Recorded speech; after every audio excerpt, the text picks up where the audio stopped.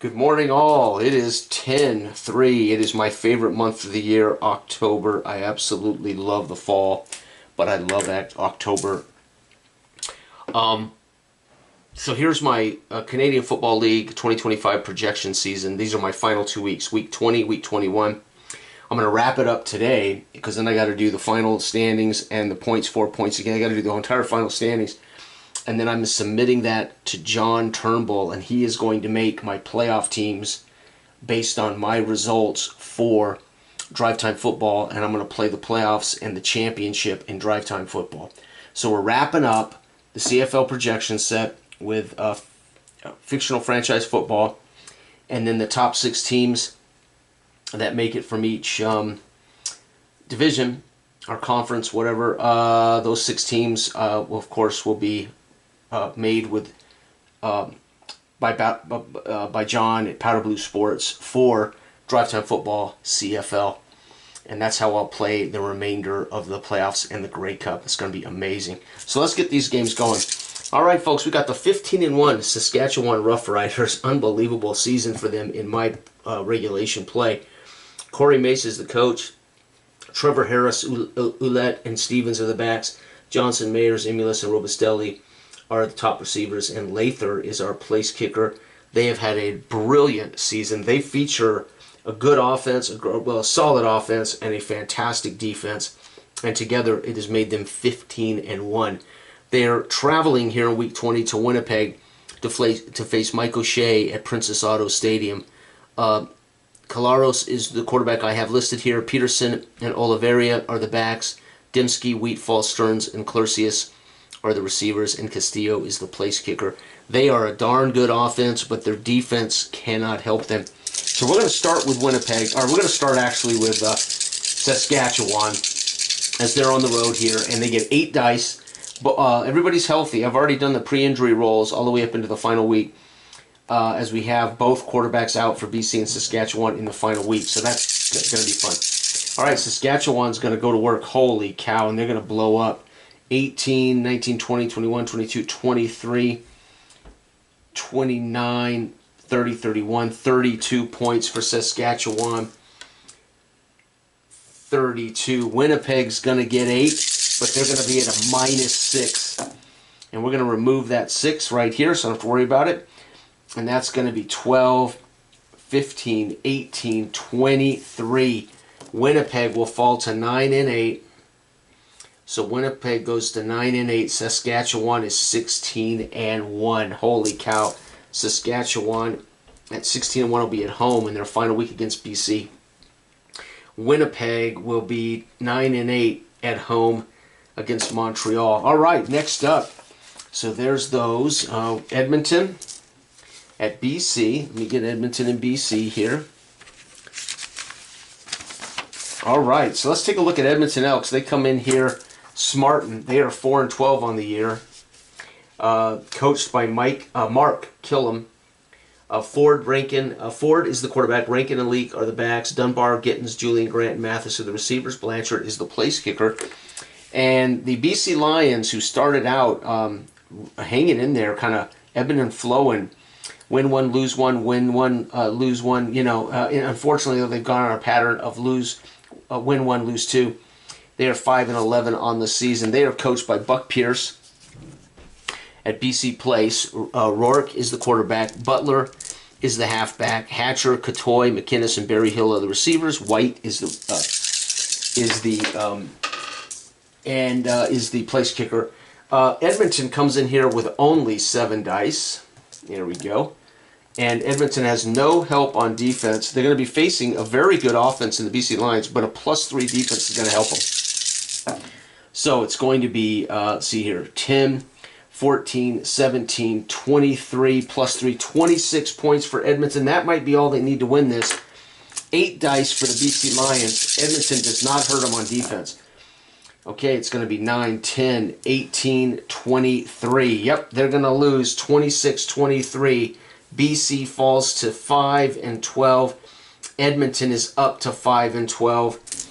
Edmonton will be at home against Calgary next week. BC at 5-12 travels in the final week of the season to face the 16-1 Can BC find a way to beat Saskatchewan?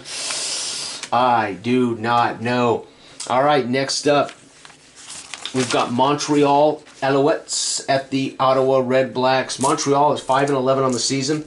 Jason Moss is the head coach. Alexander, quarterback. Thomas Erlington and Theus are the backs. Sneed, Speaker, Philpott, and Rambo are the receivers. Maltos is the place kicker for Montreal. Where are my guys? There they are. Montreal at Ottawa.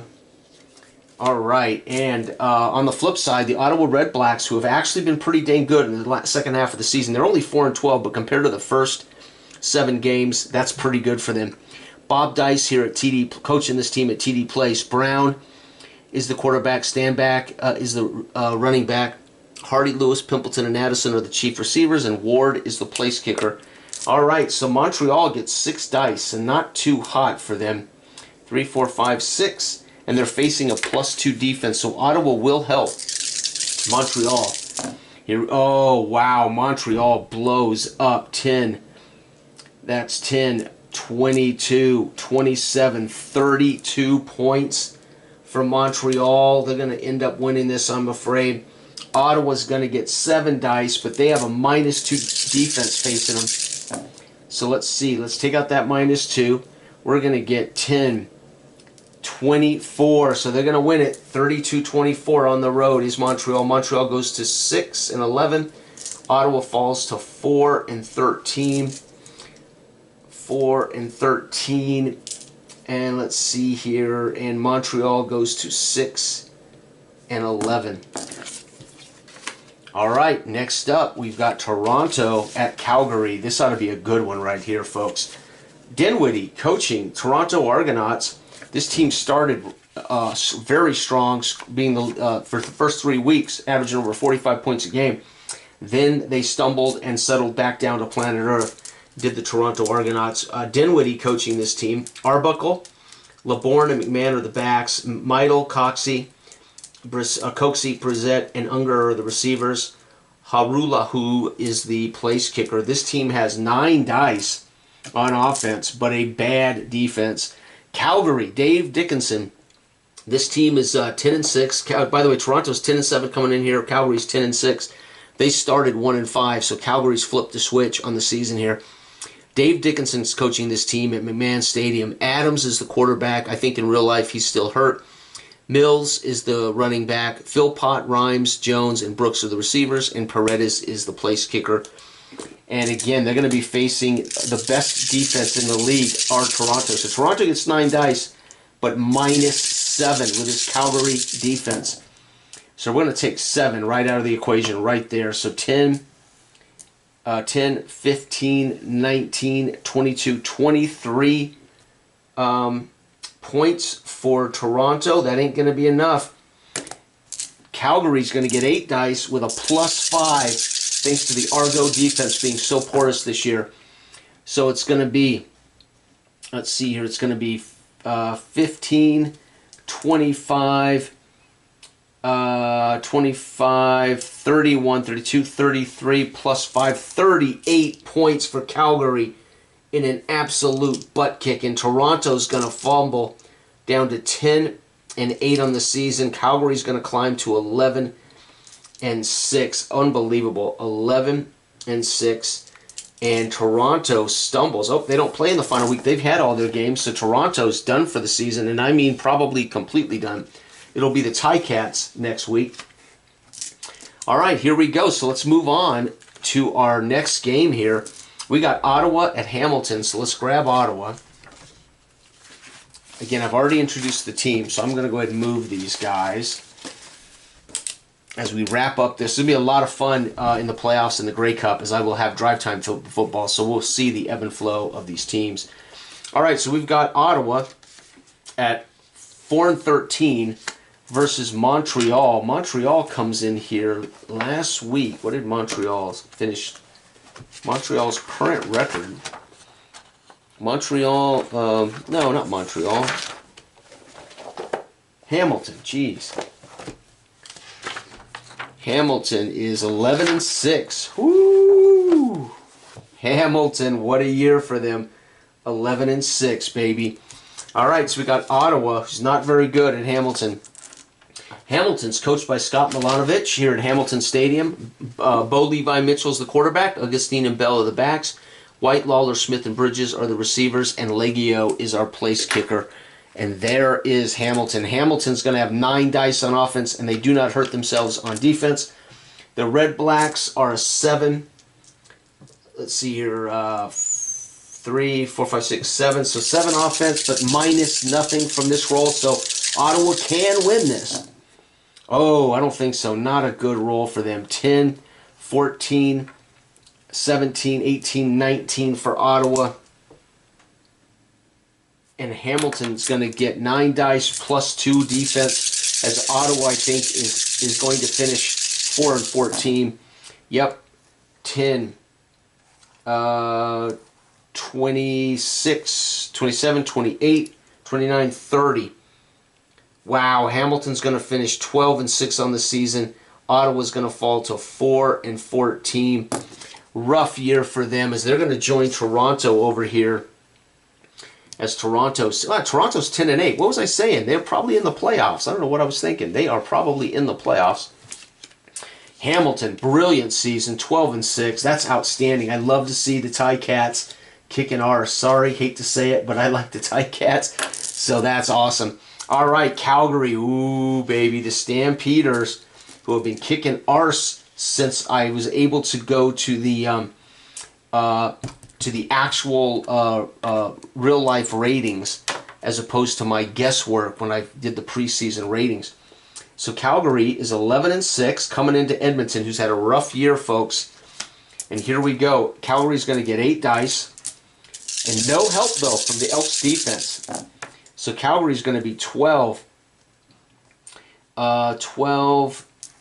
22, 28, 29, no plus. 29 for Calgary. Ooh, folks, that might be enough, because the Elks only get 7 dice and a -7 to the Elks score, thanks to the Calgary's #1 defense. So we're going to take 7 out of here. There goes 7. It's going to be, wow, not bad though. 7, 13, 14, 15 points for Edmonton. What a rough year. Calgary's 12-6, joining Hamilton. And Edmonton falls to 5 and 13. Hamilton, I doubt, will be in the playoffs. I mean, not Hamilton. Edmonton will join Ottawa, probably watching for the remainder of the year their contemporaries play in the playoffs. As we now have 3 teams done. Toronto finishes at 10-8. Calgary is 12-6, and Hamilton 12-6. Next up, Montreal at Winnipeg. Again, Montreal's got a good defense, but no offense to speak of. Winnipeg needs this victory, folks, as Winnipeg is currently 9-8. So they would love to win this game. Montreal comes in here with only 6 dice, folks, and no modifier by Winnipeg. So Montreal, if they roll good, if they execute, they could be in this final game. Oh, do they ever. 18, 22, 25, 28, no modifier. That may be enough to beat Winnipeg in their house. Are you kidding? Winnipeg gets 8 dice. It's 4, yep, 8 dice. -2. The Alouette defense, -2. Oh, I think they're going to lose. Are you kidding me? 7. 10. Wait, -2. Let's just take a 2 out of here. Okay, so 7, 10, 13, 14, 15. Winnipeg loses the final 2 games of the year. They lose 32-23 to Saskatchewan. They lose 28-15 to Montreal. Montreal finishes 7-11. And Winnipeg goes 9-9, folks. Unbelievable. Winnipeg might make the playoffs. I don't believe Montreal will, but remember, 6 teams make it. So we'll find that out in just a second. All right, next up, last but not least, the BC Lions, who I was rooting for this year. They just stumbled, and then they started stumbling more often than not, and now they find themselves at 5-12, traveling to the best team in the league, the 16-1 Saskatchewan Roughriders. BC Lions will get 8 dice, but they're going to face a stingy defense. Saskatchewan's -6. So let's take 6 out of here. That's out. We've got 7, 10, and let's see, 7, 10, 13, 14, 15 for the BC Lions. And Saskatchewan gets 8 dice and a +3 bonus from the Lions offense.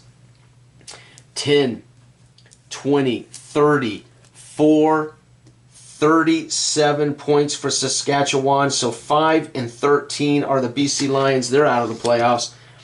And Saskatchewan finishes 17 and 1, folks. Un-effing believable. So I don't know who's going to win the whole thing, but here's the fun part. Now I'm going to tally up, get all my standings, my points for, my points against. I will then send an email to John Turnbull to create the 6 playoff teams for the upcoming 2025 CFL playoffs based on my results, not based on real life. John's actually going to be putting out the real life 2025 CFL season when the league is over. But I want to finish this based on, my projections. So the real life season will be out at some point by John. But fortunately, I'm going to be playing and wrapping up my projection set. So right now, folks, it looks like we're going to see we got 6 teams that make the playoffs. I'm pretty sure it's going to be 1, 2, 3, 4, 5. We must be missing one. So I'll get all that done, but I'll get the standings finished, the points for, points against. And then, of course, I will submit that information to John so he can create the teams for Drive Time Football. And when I'm come back next time, it'll be a full fast play, possession-based football simulator. My favorite fast play football game. And that's why I'm doing it. Thanks for watching. Bye-bye.